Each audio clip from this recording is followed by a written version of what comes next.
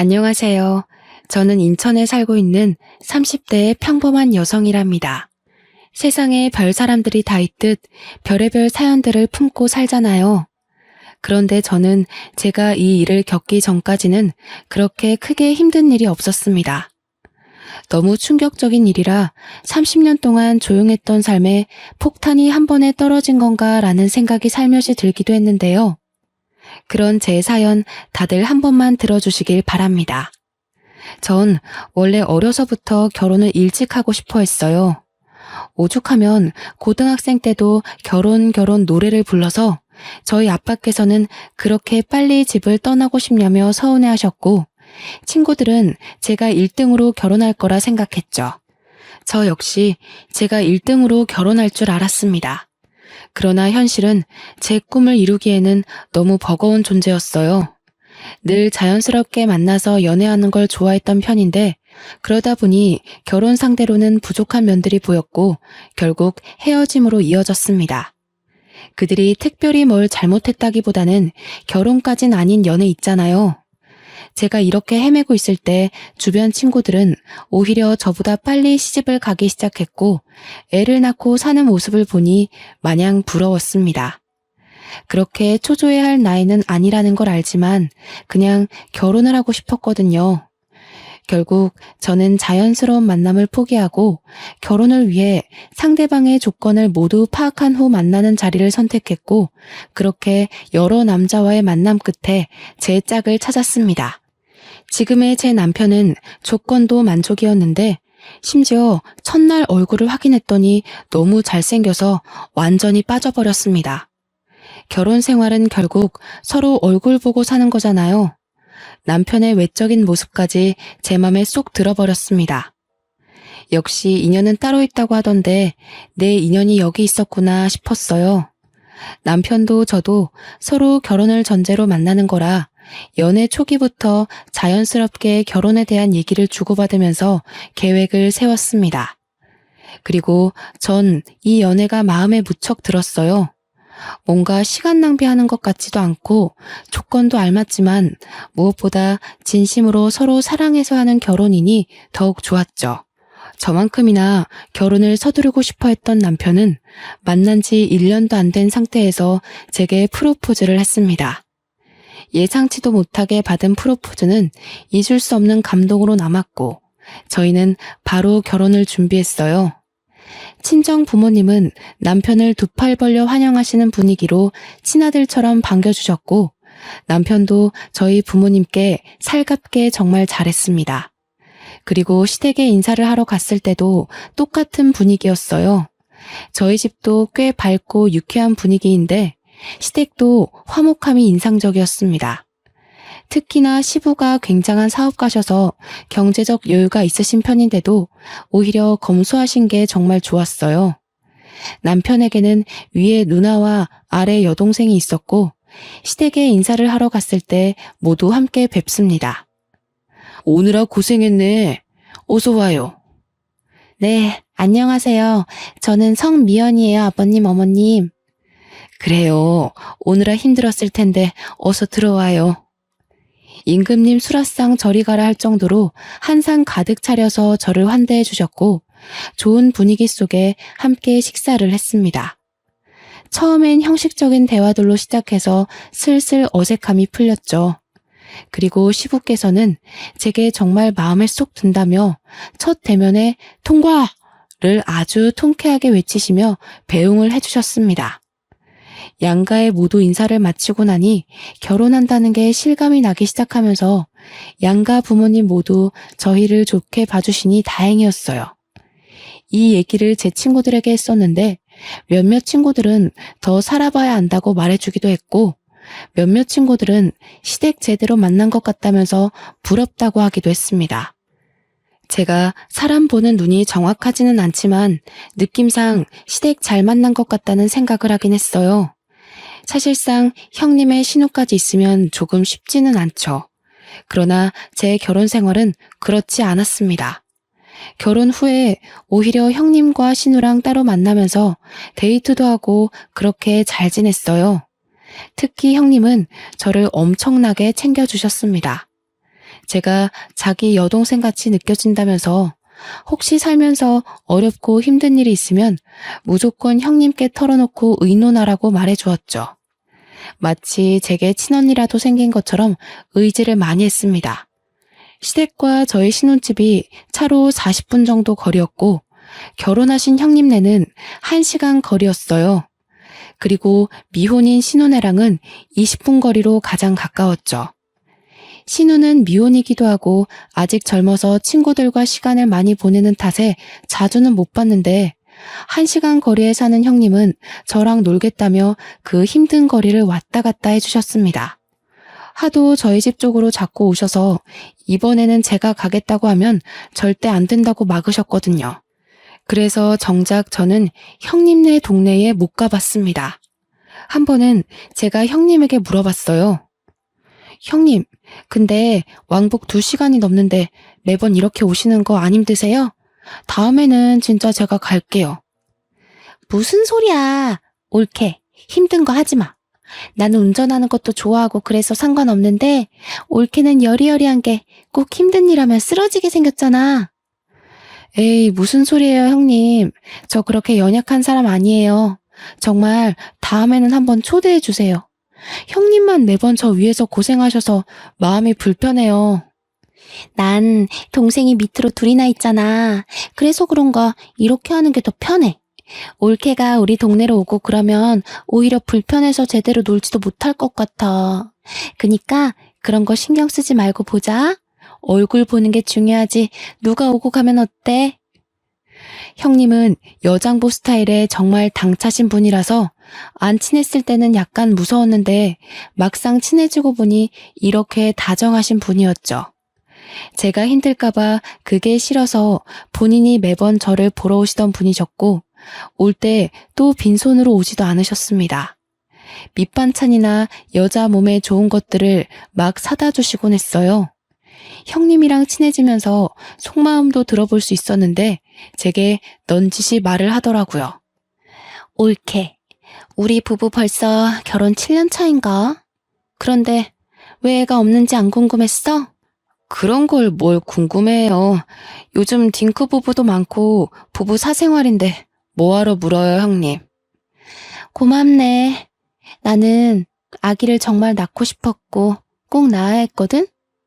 근데 3년 동안 애가 안 생기는 거야. 그래서 남편이랑 병원을 가서 검사를 해봤더니 내 자궁이 약해서 애를 못 갖는데. 말 그대로 불임인 거지. 의사한테 그 말 듣는데 너무 서글픈 거 있지? 그래서 남편이랑 그냥 둘이서 쭉 살기로 했어. 형님, 마음고생 심하셨겠어요. 아, 그때 생각하면 뭐 전부를 잃은 기분이었지. 실제로 전부를 잃은 것도 맞고. 그래서 나는 도준이가 결혼한다고 옳게 데려왔을 때 너무 기쁘더라고. 둘이 잘 살다가 자연스럽게 애도 낳을 거고 그럼 조카 생기는 거잖아. 난 진짜 조카한테 뭐든 다 해줄 거야, 옳게. 언제일지는 모르겠지만 태어날 아기는 좋겠네요. 형님, 정말 아픈 상처를 저한테 이렇게 꺼내주셔서 감사해요. 그간 왜 형님네는 아기가 없는지 살짝 궁금하긴 했는데 이날 형님의 말을 듣고 마음이 참 많이 아프더라고요. 또 한편으로는 부담 갖지 말라면서 말은 했지만 내심 조카를 얼마나 바라고 계실까 싶기도 했죠. 저희 부부는 아기를 늦게 가질 생각도 없었고 자연스럽게 가질 생각이었기 때문에 하루빨리 좋은 소식을 들려드려야겠다 싶었습니다.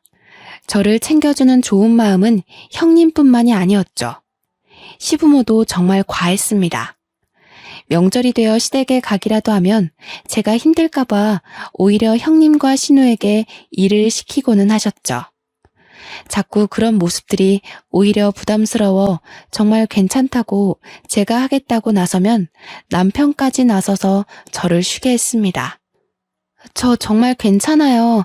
다 같이 얼른 하고 쉬는 게 좋죠. 저도 할게요. 무슨 소리야. 얼른 방에 가서 쉬고 있어. 이런 거 젊어서부터 자꾸 하면 몸 상해. 그래, 옳게. 나랑 도희가 할 거니까 얼른 가서 쉬어. 아, 정말 괜찮아요. 그냥 같이 할래요. 어디 아픈 것도 아닌데 저만 왜 특별 대우를 받아요?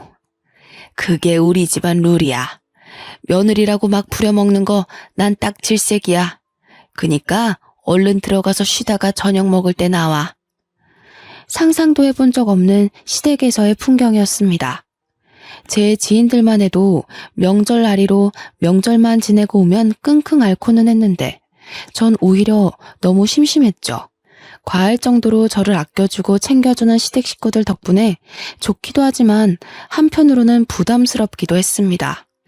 저를 과하게 챙겨주셨던 분들이지만 약간 이상한 부분은 있었어요. 형님은 제가 몸에 해로운 것이라도 하려고 하면 완전 태도가 돌변하셨습니다. 평소에 보지 못한 모습을 보이며 정색을 하더라고요. 형님과 데이트를 하다 가볍게 맥주 한 잔을 먹으려고 한 적이 있었죠. 그런데 형님은 갑자기 정색하면서 저를 말렸습니다. 올케, 지금 술 마시려는 거야? 치킨을 먹는데 맥주를 안 마셔요? 전 당연히 맥주 한 잔 하는 줄 알았죠. 형님 드시기 싫으시면 음료수 드세요. 저는 시원하게 맥주 마시려고요. 무슨 소리야, 올케. 내가 맥주를 마시고 올케는 음료수를 마셔야지. 아직 아기도 안 낳은 사람이 몸 관리 안 하는 거야? 그러다 큰일 나. 형님, 맥주 한 잔 먹는다고 무슨 큰일이 나요. 평소에도 마시는데요. 평소에도 마신다고? 그러지 마, 올케. 몸 관리는 똑바로 해야 해. 그러다 나처럼 애 못 가지면 정말 어쩌려고 그래. 그걸 원하는 거야? 네? 그건 아니지만.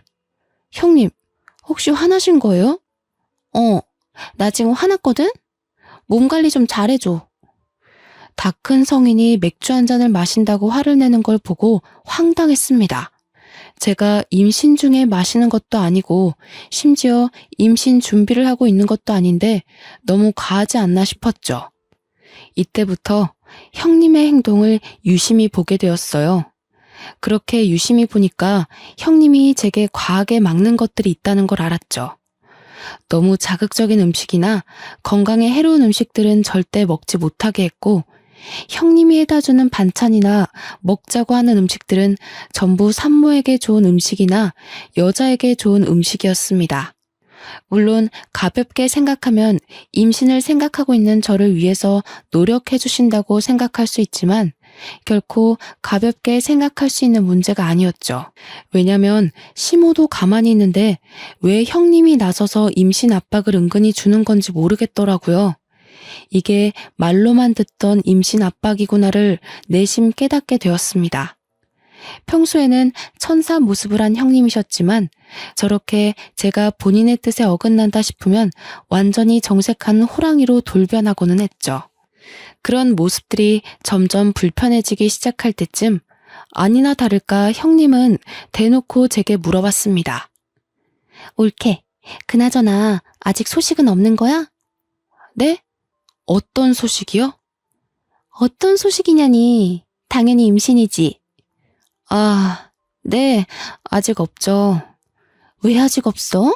한참 불타오를 신혼인데. 아직 없으면 문제 있는 거 아니야? 그런데 그렇게 천하태평하게 있는 거야? 형님, 저희 결혼한 지 이제 2달 조금 넘었어요. 아직 걱정할 정도는 아니잖아요. 무슨 소리를 하는 거야. 젊은 사람들은 혼전 임신에 허니문 베이비로 바로 임신하는 마당에. 가만 보면 올케는 너무 안일하게 생각하는 것 같아. 그런 게 아니라 아직 그렇게 급하지가 않아요. 이 사람도 그렇고 저도 그렇고.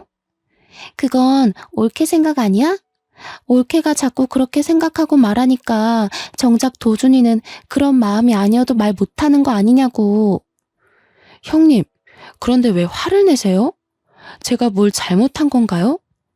임신을 하는 건 저희 부부가 선택할 일이고 저희끼리 알아서 하겠다고 분명 말씀드렸는데 매번 왜 그러세요?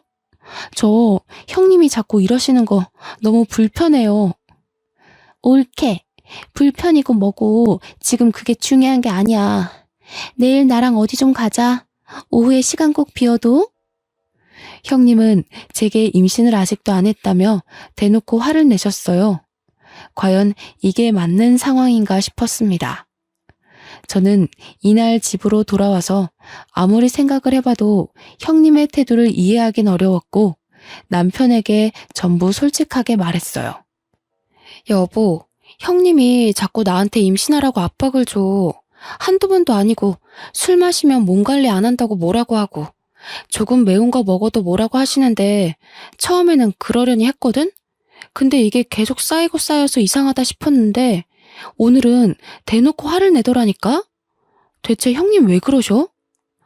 당신이 이해 좀 해줘. 그래도 누나가 당신 끔찍하게 생각하고 챙겨주잖아. 누나는 애를 엄청 원했는데 불임으로 애 못 낳은 거 알잖아. 그러니 조카가 보고 싶겠지. 그 과한 마음이 당신을 힘들게 했나 보다. 혹시라도 너무 과하면 말해줘. 내가 자제시킬 테니까. 나도 그렇게 생각하고 이해하려고 한 건데 도가 지나치잖아. 내가 임신을 언제 하든 솔직히 형님이 신경 쓰실 부분은 아니잖아. 어머님, 아버님도 가만히 계시는데 형님이 왜 그러셔? 그렇지, 맞지. 누나가 조금 과했네. 당신이 이해 좀 해줘. 남편에게 말했지만 돌아오는 대답은 이해를 해달라 뿐이었습니다. 솔직히 저도 형님이 불임이라는 말을 듣고 조카를 원해서 그렇겠다고 생각을 하면서 이해하려고 노력을 많이 했었죠. 하지만 저렇게 대놓고 화까지 내는 걸 누가 쉽게 이해하겠어요. 기분이 너무 나빴지만 꾹 누르고 다음 날이 되었습니다. 형님은 이날 제게 어딘가를 가자고 했지만 솔직히 가기 싫었어요. 가기 싫어서 빈둥빈둥 하고 있는데 아주 칼같이 저를 데리러 왔고 어디 가는지도 모르고 우선 차에 탔습니다. 제가 차에 타서도 내내 어디 가는 거냐고 물었는데 대답을 안 해주는 거예요. 자꾸 말을 돌리고 회피하는 게 느껴져서 뭔가 이상하다고 싶었습니다. 그렇게 한 상가 건물 지하 주차장을 들어가는데 그 건물은 병원 건물이었죠. 얼핏 산부인과를 본 것 같아서 제가 혹시나 하는 마음에 차에서 내리지 않고 물어봤습니다. 형님, 설마 지금 산부인과 가는 거예요? 산부인과 가는 거 맞는데? 여기가 내 지인이 의사야. 그래서 잘해줄 거야. 걱정하지 말고 얼른 가보자. 자연 임신이 어려운 거면 빨리 시험관이든 뭐든 해야지. 그렇게 넋 놓고 있을 때가 아니거든. 형님, 정말 뭐 하시는 거예요? 저랑 의논도 안 하시고 병원을 데려오세요. 지금 이거 너무 선 넘는 행동인 거 아시죠? 정말 많이 참으려고 노력하고 있는데 오늘은 도저히 못 참겠네요. 검사를 받더라도 제가 알아서 받을 거니까 제발 저희 부부 일에 신경 좀 꺼주실래요? 가긴 어디를 가. 여기까지 왔으면 검사라도 하고 가라니까. 검사하는 게 뭐 어려운 것도 아닌데 대체 왜 그래 어린애처럼. 제가 지금 검사하는 게 어려워서 이래요? 형님 행동하시는 게 기분 나쁘니까 그렇죠. 저는 형님이 잘 챙겨주셔서 진심으로 좋고 감사했는데 아무래도 적당히 선을 두고 보는 게 좋겠네요. 당분간은 따로 찾아오지 말아주세요. 전 그렇게 차에서 내렸고 저를 부르는 형님을 무시한 채 가버렸습니다. 집으로 오는 길 내내 아무리 생각해도 너무 화가 나는 거예요. 막말로 형님이 뭔데 저렇게까지 설치는지 모르겠고 불편하다 못해 오만정이 다 떨어졌습니다. 남편이 퇴근해서 돌아올 때까지 전 기다렸다가 남편에게도 말했어요. 나 오늘 형님 손에 이끌려서 강제로 산부인과 가서 검사받을 뻔했어. 나한테 한마디 상의도 없이 병원까지 갔다고. 내가 대체 어디까지 이해를 해줘야 하는데? 말 좀 해봐. 아, 정말이야? 누나가 너무 심했네. 내가 누나한테 그러지 말라고 말할게. 그러지 말라고 말하는 게 아니라 대체 왜 그러냐고 좀 물어봐. 나도 궁금해 죽겠으니까. 어머님, 아버님도 나한테 임신 강요를 안 하시는데 왜 형님이 저렇게 계속 스트레스를 주는 건데? 그리고 어디 한번 물어보자. 당신도 사실 아기를 빨리 원하는데 나 때문에 말 못하고 있다는 게 맞아? 아니 뭐 꼭 그런 거는 아니고 그냥 빨리 생기면 좋기는 하지. 나한테는 그런 말 한 적도 없잖아. 그런 생각이 있으면 당사자인 나한테 말을 해야지. 왜 형님한테 말해서 전해 듣게 만들어? 결국 당신도 문제야. 이날 남편에게 엄청나게 퍼부었습니다. 형님을 대신해 남편에게 화풀이를 한 거죠. 남편은 한참을 제 말을 들어주다가 사실은 아이를 원한다면서 빨리 낳고 싶다고 말을 했어요. 이런 말을 아내인 제게 했으면 정말 좋았겠죠. 왜 저한테 안 하고 형님에게 했는지 모르겠더라고요. 전날 남편이 형님에게 연락해서 앞으로 제게 임신에 대한 압박을 주지 말라고 말하는 걸 얼핏 들었지만 모른 척 했습니다. 이후 형님은 정말 미안하다고 연락이 몇 통 왔었어요. 조카를 너무 원했는데 아무래도 본인의 방식이 잘못이었다며 사과를 한다고 했죠. 우선 사과를 받아줄 거지만 적당히 거리를 뒀으면 좋겠다고는 말했습니다. 예전처럼 너무 자주 만나는 건 원치 않는다고 말했어요. 이 말을 잘 포장해서 돌려서 말을 했고 형님도 알겠다고 하셨죠. 이미 제대로 정이 떨어졌고 불쾌함을 너무 느낀 상황이라 예전 사이로는 절대 돌아갈 수 없다고 생각했습니다. 또 형님의 진짜 모습을 봐버려서 그런가 더욱 예전처럼 지내기 싫었어요. 형님이 보고 싶든 보기 싫든 시댁에 가야 하는 명절은 돌아오고 형님이 싸운 후 처음 맞이하는 명절이 되어 시댁에 갔습니다. 여전히 저를 공주 대접해 주셨지만 이제는 제가 완강하게 나서서 일 꼭 하겠다고 그렇게 하지 마시라고 불편하다고 했죠. 그런 제 모습에 오히려 시댁 식구들이 다 놀랐지만 괜히 꼬투리 잡힐 일은 하지 않는 게 좋겠다고 생각했습니다. 그렇게 전도 부치고 음식을 만들다가 옷에 계란물을 흘려서 갈아입으려고 방에 갔죠. 저희 시댁이 2층 집이고 저희가 가면 2층을 사용해요. 옷을 갈아입고 2층에서 1층으로 내려오는데 1층에서 형님과 남편 그리고 신우가 다투는 소리가 들렸습니다. 시모와 시부는 방에 들어가서 쉬고 계셨거든요. 저는 뭔가 직감적으로 이건 꼭 내가 들어야 한다고 생각을 해서 엿듣기 시작했죠. 그럼 이게 다 나 때문이라는 거야? 애초에 이건 도준이 네 탓이지. 결혼한 지가 언젠데 아직도 애 한 명을 못 만들어. 너 바보냐? 어디 부족해? 그만들 좀 해. 다 들리겠다고.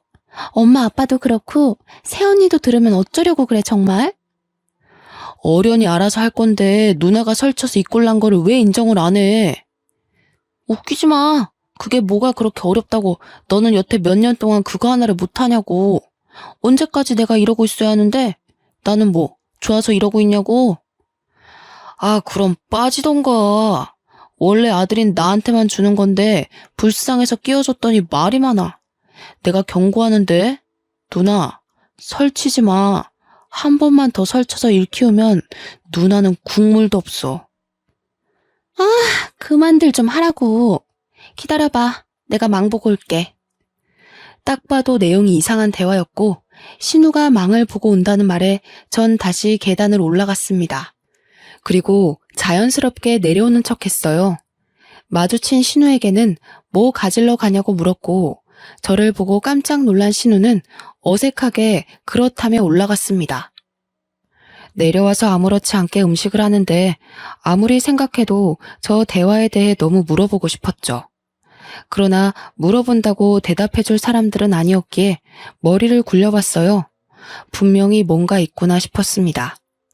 제가 음식을 하는 와중에도 제 눈치를 살짝 보는 형님과 남편의 시선이 느껴졌지만 애써 무시하며 음식을 했어요. 다 끝낸 후 다 같이 저녁을 먹는데 갑자기 형님이 이상한 말을 꺼냈습니다. 우리 엄마랑 아빠는 좋겠네. 며느리가 하지 말라고 해도 직접 이렇게 맛있는 명절 음식도 해주고. 좋기야 한데 정말 괜찮으니까 다음부턴 하지 마. 힘들어. 그래 세아가. 여기 식구가 몇인데 너까지 고생하니? 거봐. 들었지 올케? 다음부터는 안 해도 괜찮아. 올케는 이런 거 하지 말고 예쁜 손주를 안겨줘야 진짜 효도하는 거지. 그렇지? 아유, 그럼 바랄 것도 없지. 내가 지금 이 나이에도 아직 버티고 있는 이유가 태어날 손주한테 한 푼이라도 더 주려고 그러는 건데. 그러게, 생각해보니 너희는 여태 소식이 없니? 병원은 가본 거야? 몸에 문제 있는 거 아니야? 아, 저희 아직 젊고 병원까지는 안 가봤어요. 조금 더 노력해보고 그래도 안 생기면 같이 병원 가볼게요. 젊다고 생각할 문제가 아니야, 세아가. 요즘 식습관에 환경 문제까지 겹쳐서 젊은 아가씨들도 불임이 얼마나 많은데 그걸 가볍게 생각하고 있었어? 조금 실망인데. 하루빨리 병원 가서 결과 알려주도록 해. 내가 다른 건 다 세아가 너 편하게 해주지만 이 문제는 쉽게 넘어갈 게 아니야. 네, 알겠습니다. 딱 봐도 병원 가서 검사시키려는 형님의 속셈이 보였죠. 대화 내용도 그렇고 저렇게까지 해서 저를 병원에 데려가는 모습도 그렇고 아무래도 뭔가 있다는 생각을 떨쳐낼 수가 없었습니다. 저는 명절이 끝나면 신우를 찾아가기로 생각했어요. 신우는 형님과는 다르게 소극적이고 성격도 굉장히 착했습니다. 그래서 분명 계속 파고들면서 물어보면 대답을 할 수밖에 없을 거라 생각했어요. 남편에게도 티내지 않고 신우에게 오랜만에 데이트하자며 연락했습니다. 혹여나 이걸 형님이나 남편에게 말할까봐 신우네 집 근처에 볼 일이 있어서 왔다면서 아주 자연스레 밑밥을 깔았어요. 그리고 신우는 의심 없이 반갑게 저를 만나러 나왔죠. 신우와 저녁을 맛있게 먹고 조용한 카페를 찾아가서 대화를 나눴습니다. 솔직하게 뭐냐고 물어볼까 아니면 은근슬쩍 알고 있는 척 물어볼까 엄청 고민했어요. 신우 성격상 제가 뭘 알고 있어야 스스로 실토할 것 같아서 아는 척 연기를 시작했습니다. 아가씨, 나는 우리 식구들 다 진심으로 아주 좋았는데 어머님 아버님 빼고는 나한테 다들 진심이 아니었더라? 아가씨도 그렇고 그래서 너무 속상하던데? 네? 언니 그게 무슨 말이에요 갑자기? 뭐든 꼬리가 길면 다 걸리는 법이거든. 셋이서 작정하고 나 하나 바보 만들면 끝까지 내가 모를 거라고 생각한 거야? 그나마 내가 오늘 아가씨를 만나러 온 이유는 앞길이 아직 창창하고 젊으니까 기회를 주려고 온 거야. 나한테 모든 걸 자백하면 선처해줄 의향이 있어. 그렇지만 조금이라도 다르게 말하면 오빠랑 형님처럼 똑같이 처벌받게 할 거야. 네? 그게 처벌할 수 있다고요? 아닌데. 그럴 리가 없는데. 나 시간 없어. 선택해서 얼른 말해. 새언니, 정말 미안해요. 저도 언니 볼 때마다 너무 죄책감 느꼈는데 이미 약속은 해서 어쩔 수 없었어요. 지금이라도 뭐든 다 할 테니까 제발 처벌은 하지 말아주세요. 저 아직 시집도 못 갔는데 제발요.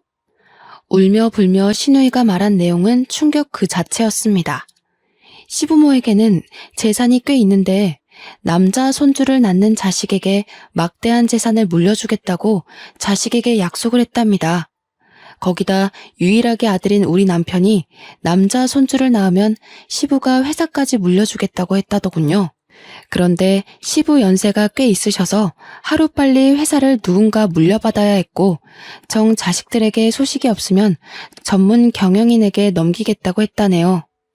그 얘기를 들은 형님과 남편은 작당 모의를 한 거죠. 형님은 이미 불임으로 아이를 낳을 수 없으니 남편이 아들을 낳으면 3분의 1로 셋이서 재산 분할하자는 각서를 썼다고 합니다. 이 사실은 시부모는 당연히 모르고 이 남매들끼리 저지른 일이죠. 상황이 이러니 당연히 제가 빨리 아이를 가져야 했고 형님은 소식이 없는 제가 혹시라도 본인처럼 아이를 못 가질까봐 검사까지 시키려고 했던 겁니다. 전 이 사실을 알고 너무 소름이 끼쳐서 말을 못하고 있었어요. 그런데 이게 끝이 아니었죠. 신우는 정말 제가 본인을 처벌할까봐 무서웠는지 알고 있는 사실을 다 말해주는 눈치였습니다. 꺼이꺼이 울면서 말을 하더라고요. 새언니, 정말 미안해요. 저도 정말 멈추고 싶었던 게 오빠랑 언니는 돈에 미쳤어요. 오빠 전 여자친구랑 원래 결혼하기로 했었거든요. 아이가 생겨서요. 그런데 아이 성별이 딸인 걸 알고 오빠가 그 여자를 버렸어요. 그래서 아이랑 그 여자랑 정말 힘들게 살 거예요. 지금도. 뭐라고? 진짜 너네 사람이 아니구나. 그걸 알면서도 눈 감아준 건 결국 아가씨 너도 공범인 거야. 알아? 아무리 돈이 좋고 각서를 썼더라도 가족이니까 그만하라고, 이건 멈춰야 한다고 말렸어야지. 그런데 나한테까지 피해를 주려고 해? 미안해요, 정말로. 언니는 그 전 여자친구가 꼴나기 전에 얼른 떠나요. 그냥 내가 해줄 수 있는 말이 이것뿐이에요. 그리고 저희 부모님한테는 비밀로 해줘요. 부모님 아시면 저희 죽어요, 정말. 우선 아가씨가 나한테 말한 거 알면 형님이랑 남편이 가만 안 둘 거야. 나도 모른 척하고 있을 테니까 아가씨도 당분간은 모른 척해. 혹시라도 신우가 형님과 남편에게 자백했다고 말해서 일이 틀어질까봐 입단속을 시켰습니다. 모든 사실을 알고 나니까 너무 충격적이라서 그런지 입이 다물어지지도 않더라고요. 충격이 커서 남편과 한 침대에서 도저히 함께 잘 자신이 없어서 일이 생겼다 말하고 그날은 호텔에 가서 혼자 하루를 보냈습니다. 밤을 새우면서 많은 생각을 했는데 그 전 여자친구라는 사람을 찾아서 꼭 만나야겠더라고요. 그래야 정확하게 알 수 있을 것 같았죠. 그런데 이상하게 걸어다니는데 속이 울렁거리고 자꾸 몸이 나른한 게 잠을 미친 듯이 잤어요. 아무래도 스트레스를 과하게 받아서 그런 거겠지 생각하고 넘겼는데 순간 설마 하는 생각이 들었죠. 혹시나 하는 마음에 테스트기를 해봤는데 두 줄이 나와버렸습니다. 하필 이 타이밍에 임신 사실을 알게 되니 막막해서 테스트기를 종류별로 한 6개를 해본 것 같아요. 가장 정확한 건 아무래도 병원을 가봐야 하는 거니 바로 병원을 가봤죠. 주수가 짧아서 아직 성별은 확인이 불가했지만 임신이 맞았습니다. 저는 그냥 그날 바로 남편에게 말했어요. 나 임신이래. 오늘 병원 갔다 왔어. 뭐? 그게 정말이야? 성별은? 아들이래? 무조건 아들이어야 하는데? 당신 정말 웃긴다. 왜 아들이어야 하는데? 임신을 축하해줘야지 성별을 따지고 들어? 왜? 딸이면 어쩔 건데? 지우려고? 어? 에이, 왜 그래? 당신 임신했다고 벌써 예민한 거야? 무조건 아들을 낳아야지. 내 아빠 말 못 들었어? 아들이 태어나야 딱 물려받을 거 다 받고 그러지. 자기 전에 하늘에 빌고 또 빌어야겠다. 무조건 아들, 제발. 딸이면 어쩔 건데? 딸이면 솔직히 난 낳기 싫어. 그냥 지우고 다시 가져야지 뭐. 생명이 무슨 장난이니? 소름 끼친다, 당신. 태어나서 환영 못 받을 바에는 기억도 없을 때 없어지는 게 맞지. 너 같은 게 왜 태어났을까? 너희 남매 재산 분할 때문에 아들 낳아줄 여자가 필요하다며? 다 필요 없고 소름 끼치니까 당분간 떨어져서 지내자. 생각할 시간이 필요해. 뭐? 그거야 맞는 말이긴 하지만 그렇다고 해서 당신한테 피해를 준 건 아니잖아. 아, 우선 아직 성별도 모르니까 그래, 떨어져 지내면서 편하게 있어. 내가 안 보일 테니까. 그치만 꼭 몸 조심해야 돼. 사람이라면 감히 내뱉을 수 없는 말을 아무렇지 않게 하는 남편을 보고 전 충격을 받았습니다. 별거를 하자고 말했지만 남편은 별거고 뭐고 귀에 들리지도 않았고 기뻐서 날뛰더라고요. 아직 성별을 모르니 성별이 판별될 때까지는 나가 있어 주겠다는 말을 하는데 저게 사람인가 싶었습니다. 전 이미 모든 마음의 결정은 했고 이혼 준비를 바로 시작했어요. 이어 미혼모로 사는 남편의 전 여자친구를 찾기 위해 흥신소의 도움을 받았습니다. 흥신소의 도움을 받았더니 생각보다 빨리 찾게 되었고 제 생각보다 그 여자는 너무 힘겹게 살고 있었습니다. 같은 여자로서 너무 안타까웠습니다. 제가 먼저 연락드리니 저보다 남편에게 복수하려고 이를 갈고 있더군요. 안녕하세요. 저 전화드린 성미연이에요. 네네. 집이 허름하죠. 우선 앉으시고 정말 찾아와줘서 고마워요. 그 자식 그쪽한테도 그렇게 했어요? 저랑 우리 딸 버리듯 그렇게 한 거예요? 그러려고 하고 있는 것 같아요. 저는 아직 초기라 성별을 모르거든요. 근데 아들이 아니면 지울 거라네요. 그 자식 사람 아니에요. 지가 결혼하자고 매달리고 또 매달리고 원치도 않는 임신까지 시켜놓고서 딸인 거 알자마자 처참하게 버리더라고요. 저는 그때 너무 어렸고 심지어 그 자식 때문에 부모님이랑도 연을 끊어서 갈 곳도 없었는데 정말 딸아이랑 둘이 얼마나 힘들게 살았는지 몰라요. 당장이라도 멱살 잡고 싶지만 먹고 사는 게 힘들어서 복수는 꿈도 못 꾸고 살았어요. 제가 도와드릴게요. 우리 그 복수 같이 해요. 저도 그 자식 가만 안 둘 거거든요. 그 여자의 말을 들어보니 마지막 순간까지도 남편한테 매달렸다고 합니다. 그렇지만 남편은 다른 여자가 생겼다면서 넌 이제 필요 없다고 아주 매몰차게 거부를 했다고 해요. 결국 딸을 가진 여자니까 버린 거고 재산에 눈이 멀어버린 괴물 같은 놈인 거죠. 저는 전 여자친구와 함께 복수를 시원하게 하고 끝내기로 마음먹었습니다. 다만 안정기가 될 때까지 기다렸어요. 그 기간 동안 따로 나가 살 집을 구했고 그곳으로 제 짐을 옮겨서 이사하고 있었습니다. 별거 중이라 집에 오지 않던 남편은 이 사실을 전혀 몰랐죠. 이혼을 준비하고 있다는 사실도 모르고 천하태평하게 지내는 남편이 웃겼습니다. 그리고 안정기에 접어들면서 성별이 아들이라는 것을 알게 되었어요. 저는 남편에게 성별이 아들이라고 메시지를 보내자마자 미친 듯이 전화가 왔죠. 여보, 세상에 아들이 맞아? 사실이야? 고생했어. 역시 우리 여보는 해낼 줄 알았어. 내가 정말 사랑하는 거 알지? 뭐 갖고 싶어? 내가 다 사줄게. 그러나 전 간결하게 딱 한마디만 하고 끊었습니다. 웃기시네. 나 너랑 이혼할 거야. 입 다물고 너희 부모님 집 앞으로 와. 아마 빨리 오는 게 좋을 거다. 남편이 버린 전 여친과 함께 시댁으로 쳐들어갔습니다. 시댁에 도착했을 때는 이미 형님과 신우 그리고 시부모가 있었고 전 여자친구를 보자마자 형님과 신우는 사색이 되었죠. 영문을 모르는 시부모에게는 제가 친절하게 설명을 해드렸습니다. 어머님, 아버님, 당신 자식들이 얼마나 괴물인 줄 아세요? 재산 그거 물려받겠다고 자기들끼리 각서까지 썼다네요. 제 남편이 아들 낳으면 3분의 1에서 나눠 갖기로요. 그리고 여기 있는 이 여자분은 저랑 만나기 전에 이미 남편의 딸을 낳으신 분이에요. 그런데 남편이 아들이 아니라 딸을 낳았다면서 이 여자분을 버렸다네요? 뭐라고? 그게 사실이니? 네, 제가 산 증인이죠. 제 딸아이가 벌써 5살이에요. 그 세월을 얼마나 피눈물 흘리면서 살았는 줄 아세요? 아무리 돈이 좋다고 해도 그렇지. 어떻게 그럴 수 있냐고 어떡해.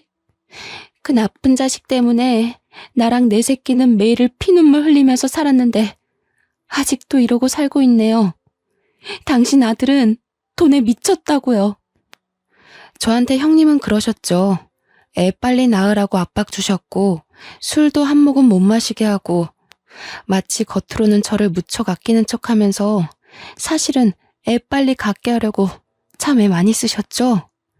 그런데 어머님, 아버님, 이 사람이 저 임신했다는 말 하자마자 뭐라 한 줄 아세요? 아들 아니면 지우고 다시 갖자던데요. 딸이면 낳을 필요가 없다고요. 그래서 저 이혼할 거예요.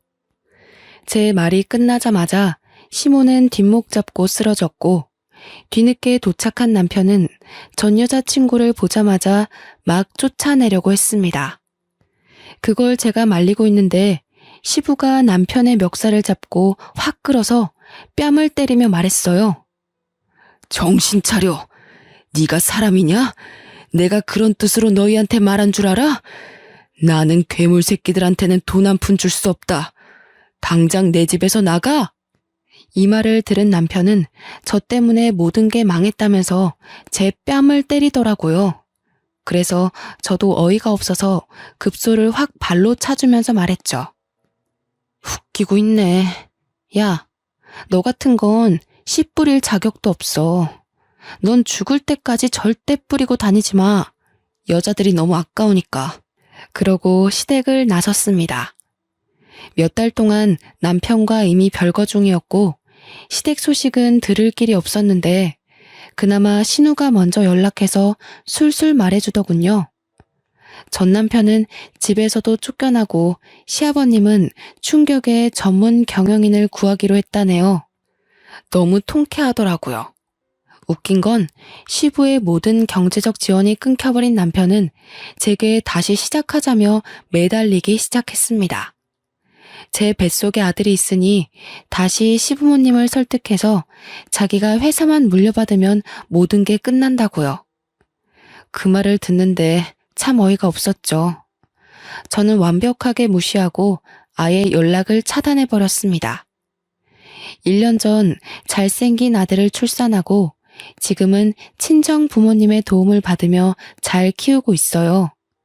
아이가 태어나자마자 시부모님이 조심스럽게 저한테 연락을 하셨어요.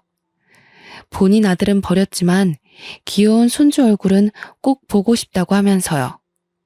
그 마음이 이해가 안 되는 건 아니었기에 지금은 전 시부모님과는 왕래하며 아들 얼굴도 보여주고 있어요. 아버님은 우리 아들이 커서 경영에 관심 있다고 하면 언제든 회사를 물려준다고 장난처럼 말씀하시더라고요. 저는 돈에 눈이 멀었던 전 남편과는 다른 사람이기에 그런 농담 하시지 말라고 하셨습니다. 지금은 아들 키우는 재미로 살고 있어요. 어찌나 하루하루 쑥쑥 크는지 한시라도 눈을 뗄 수가 없을 정도로 귀엽더라고요. 아, 그리고 남편의 전 여친분도 시부모님이 책임지고 좋은 집으로 이사도 해주셨고 모자란 생활비도 지원해 주신다고 그러더군요. 시부모님은 착하신데 어떻게 그 핏줄에서 악마 같은 전 남편이 태어났나 아직도 모르겠어요. 그래서 저는 아들을 키우면서 돈이 전부가 아니라는 것을 제대로 가르쳐 줄 생각입니다. 제 사연을 읽어주신 분들도 모두 행복하시길 바라며 마무리할게요.